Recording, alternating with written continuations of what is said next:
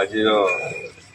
ଏହି କନ୍ଧମାଳ ମହୋତ୍ସବ ବ୍ଲକ ସ୍ତରୀୟ ଗଣଦୌଡ଼କୁ ଆଜି ମୁଁ ସମସ୍ତଙ୍କୁ ସ୍ୱାଗତ ଜଣାଉଛି। ଏଠାରେ ଉପସ୍ଥିତ ଆମର ସମ୍ମାନିତ ଅତିଥି ଶ୍ରୀ ରାମେଶ ରିଗାଲ ବାବୁ, ଏଠାରେ ଉପସ୍ଥିତ ଆମର ପଞ୍ଚାୟତ ସମିତିର ଅଧ୍ୟକ୍ଷ ମହୋଦୟ, ଏଠାରେ ଉପସ୍ଥିତ ଆମର ପଞ୍ଚାୟତ ସମିତିର ସମସ୍ତ ଗ୍ରାମ ପଞ୍ଚାୟତର ସରପଞ୍ଚ ଓ ସମିତି ସଭ୍ୟ ମହୋଦୟ, ଏଠାରେ ଉପସ୍ଥିତ ଆମ ବ୍ଲକର ସମସ୍ତ ଷ୍ଟାଫ୍ ତଥା ଆମର ଏହି ଟିକାବାଣୀ ଅଞ୍ଚଳରୁ ଆସିଥିବା ସମସ୍ତ ଭଦ୍ର ବ୍ୟକ୍ତି ଏବଂ ଉପସ୍ଥିତ କୁନି କୁନି ପିଲାମାନେ ଏବଂ ଆମର ବାଦ୍ୟ ଟିମ୍ ସମସ୍ତଙ୍କୁ ମୁଁ ଏହି ଗଣଦୌଡ଼କୁ ସ୍ୱାଗତ କରୁଛି। ଏହି ଗଣଦୌଡ଼ର ମୁଖ୍ୟ ଉଦ୍ଦେଶ୍ୟ ହେଲା ଯେ ଆମର ଯେଉଁ କନ୍ଧମାଳ ମହୋତ୍ସବ